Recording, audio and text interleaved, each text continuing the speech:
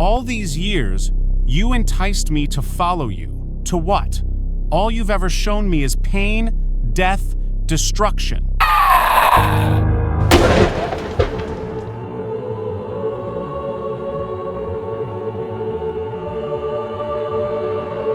I've seen beauty, family, love. Why did you take it? Why did you take it?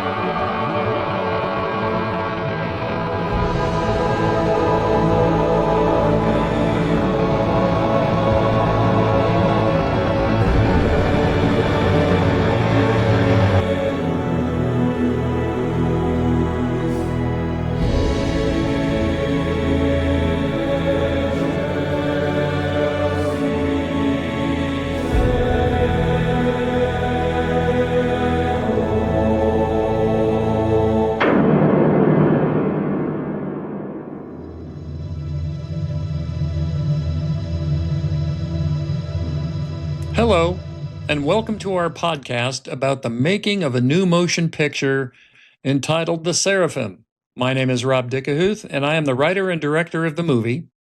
And today we will be exploring the world of the Seraphim, and we will talk a bit about the story, and we will do a dramatic reading from the script by the talent who have joined us today. And speaking of talent, we are joined by our cast of actors playing key roles in the story. Emma will be playing Crystal Gates, the muse of our protagonist, who is Joph Claring, played by Dylan Drath. And Taylor Stevenson will be playing the role of Joph's mother, Angela Claring. If you are tuning in for the first time, The Seraphim is a classic story about good versus evil, with mankind caught in the middle. But in this case, with a special twist. The Seraphim are the highest order of angels in the Christian angelic hierarchy. They are God's messengers, attendants, and guardians. They act as agents of purification, removing sin, and preparing individuals to serve God. With that as an inspiration for my story, along with some concepts drawn from classic literature, I have constructed a world in which angels and demons are ever present, the good balancing out the evil. However, that is only partially what my film, The Seraphim, is about. In this story, a man who is ignorant of his celestial heritage is beset upon by a demonic beast that torments him, terrorizes him, and tempts him in a way that sets up a final conflict between the forces of heaven and hell. The all-too-human characters in this story will be challenged with a world in which evil appears to run rampant and is unstoppable, testing the very meaning of free will. Before we jump into today's table read from the script, I would like to talk a bit more about the plight of our protagonist, Joph Claring. Who is Jophiel in angelology? Well, he is the archangel associated with wisdom, illumination, art, and beauty, who helps with mental clarity, spiritual enlightenment, artistic endeavors, and replacing negative thoughts with positive ones. Jophiel is called upon when you need inspiration for artistic projects, a shift in perspective, or to overcome negativity. We are going to move on now to a reading from the script, and we will resume our reading with scene 24. In this sequence, young Joph will once again encounter the demon directly at night in the sanctity of his bedroom. This is an important scene because it will mark the first temptation Joph must confront, so it's a crucial moment. And we will also transition to a scene in a planetarium where we are introduced to both Crystal and Joph as teenagers. I will play the planetarium presenter, and also I'll narrate. Okay, here we go with scene 24. We see an exterior of the Claring household at night. The house is quiet, too quiet. No crickets, no birds chirping, no dogs barking. We cut to the interior of a child's bedroom. Joph is in bed, looking up at the ceiling, thinking about the events of the day. We cut to an interior of the living room where we find Angela and Gabe are sipping on wine as they watch TV. We cut back to the child's bedroom. Joph is restless, unable to sleep. He tosses and turns. He looks over at the wall and sees those mysterious white eye shadows. He squeezes his eyes closed. We hear the sound of a distant child giggling. The eye lights move down the wall to a level about 4 feet high. Then from out of the shadow, a dark child figure steps forward and crouches down in front of the bed, giggling uncontrollably. Joph opens his eyes and yelp. The dark child is sitting right in front of him. Who are you? What are you laughing at? How did you get in my room? What do you want? The dark child puts his finger to his lips, signaling for Joph to be quiet. The dark child gets up and walks over to the toy chest below the window and climbs on top of it. He turns around and waves for Joph to follow him, giggling all the time. Joph shakes his head no. The dark child waves him over again, but Joph again signals no. The dark child just smiles and climbs up onto the sash and opens up the window. Stop! No! Down in the living room, Angela and Gabe think they hear something upstairs and they look at each other. Back in the child's bedroom, the dark child stands at the precipice of the window and waves Joph over again, enticingly. But Joph still refuses to follow.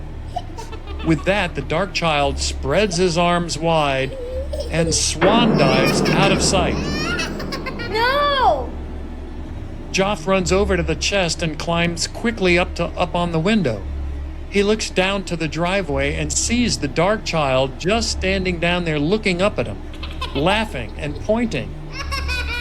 He shrugs his shoulders at the simplicity of the fall and his lack of injury. He waves for Joph to come down.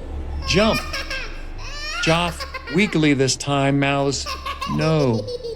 But the dark child waves, smiles, dances, and gestures for Joph to jump. Joph looks around, thinks about jumping. He leans out of the window and starts to jump, but something prevents him. A hand is holding him back. It's Angela holding him back by his pajama top. The light from the hallway gives her an angelic glow, but Joph is mesmerized and tries to jump again. Angela pulls him back again, this time into her arms, and hugs him tight. Jophiel, no! She strokes his head and looks at him. Joph's face and pajama top is covered with blood from his nose. Oh my God, sit! She reaches around and grabs the pillow from his bed. She tears off the pillowcase and starts wiping up the blood. But he did it. He twists around to look down at the driveway, but the dark child is not there. Angela continues to wipe his face. That is not a boy, Joph. It only looks like one, okay? It wants to hurt you. Outside and inside. Don't let him hurt you or make you do something that will hurt you, okay? Joph nods, sniffs. As Angela continues to hug Joph, we see that there is a twinkle in his eye, in Joph's eye. The camera zooms in. We hear ephemeral, hopeful, uplifting mandolin strumming. We move closer to Joph's eye to see a field of stars. We cut to the interior of a planetarium where we fly through an amazing star field of galaxies and galactic dust. The narrator says, "Infinity.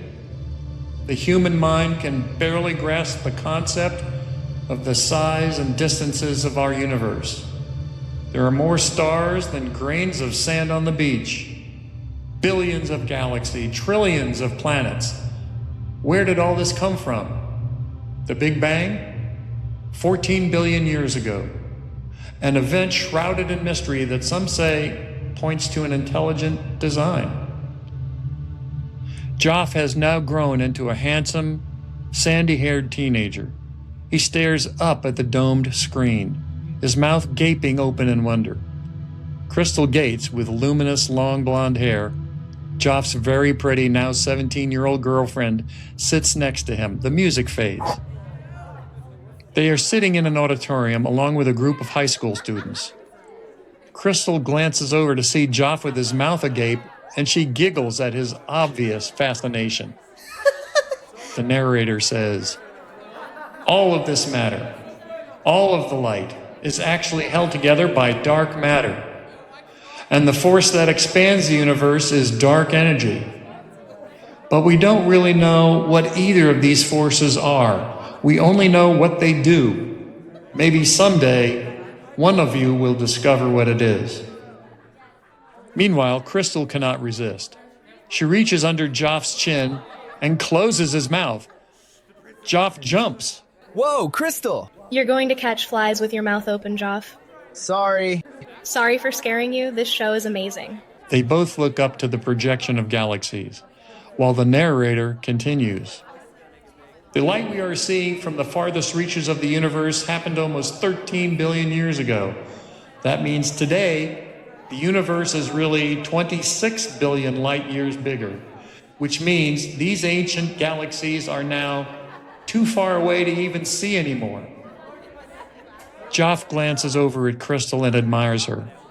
But several seats away, a malevolent teenager, sitting amongst other students, leans forward in an unnatural way and cocks his head to watch what is going on.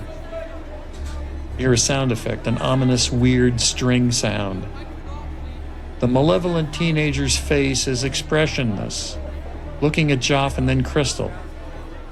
He smiles faintly, thinking of a heinous idea. Joph sniffs, puts his finger up to his nose, checking for blood. There is an old, familiar feeling. He looks around for the source, but sees nothing. He looks over at Crystal self-consciously. Oh, gee, are you okay? Yeah, I'm okay. Sorry. She digs through her purse and empathetically hands him a Kleenex. He blots at his bloody nose, embarrassed. Crystal smiles at him with sympathy and affection. And that's the end of our scene. That was great. Thanks, everyone. Let's open up things now and discuss your thoughts about these first scenes. What were your impressions of the characters and their reactions? Emma, I'm curious what your thoughts are at this point early on in the film. I think early on in the film, this is just a really good kind of couple scenes to establish Joph with his mother, with his support network, with Crystal, who manages to remain his friend all the way up to high school, to the point where they are now an item, which cute, by the way. But I think, like, this is kind of foreshadowing that Joph is going to maybe have to face things on his own later on, and we're kind of establishing what his stakes are as his opposition in the form of whatever this demonic entity is starts to ramp up in its tactics. Like, we see it threaten him this time by trying to lure him into jumping out the window. Terrifying, by the way. Please put bars on. Please lock your windows, guys. So Taylor, I'm curious. What does Angela know about this situation?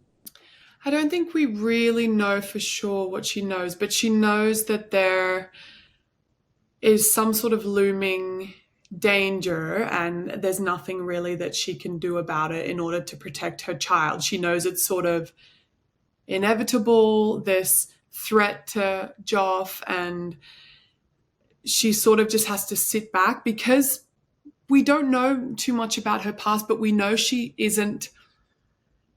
kind of like, you sort of know in a way that she's had an experience of some sort with this thing because she's quite like, it's not really a shock to her. She's more just like expecting this threat to occur and sort of knows to just go along with it because there's nothing that can be done. Whereas like, so a parent that's like new to this sort of demon experience or whatever would do anything, but it's like she's already tried everything, maybe with herself, maybe with someone else from her childhood. Like she's clearly been through it in some way. She's experienced this demonic presence before, but we don't know the extent of it. But all she can do really is just be there for Joph right now and make sure he stays out of danger. But she's just frustrated, obviously, because anytime she leaves him, he could be jumping out the window due to this demonic presence, like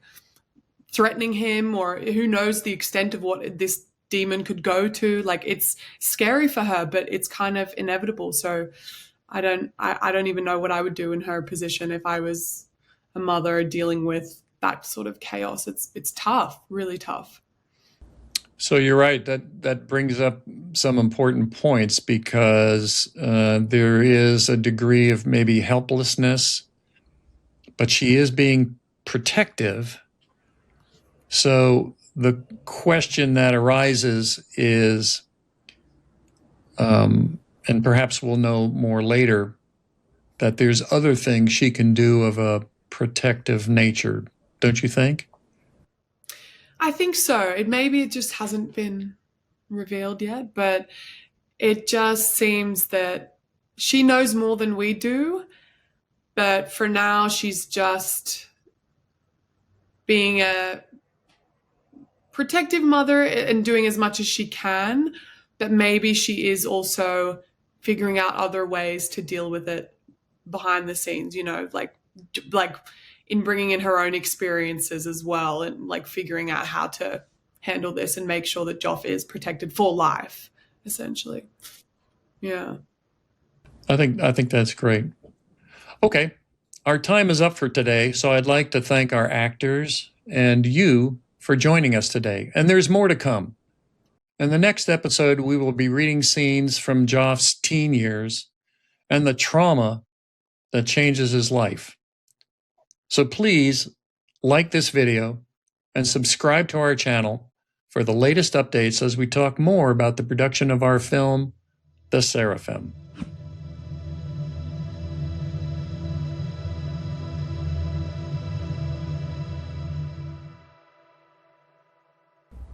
Rob, that was a great episode. Well done. Thanks. Thank you. I had a couple of questions. Yeah. There's a sense in your script that the universe overall may have intention. And I was curious, did you think about or did you want to describe a world that sits within that universe that has intention? Can you speak a little bit? I know we talked a little bit in the previous episode about the mythology, but can you speak a little bit maybe more, I don't want to say philosophically, but what does it all mean, so to speak? Right. You're right. This story certainly paints a picture that there is intention, that there is a path, that there is something that is happening. And what I wanted to do in this story was create a character or characters who are, for lack of a better term, acting as a bridge between this world and another world. And in that regard, the question that the story poses is,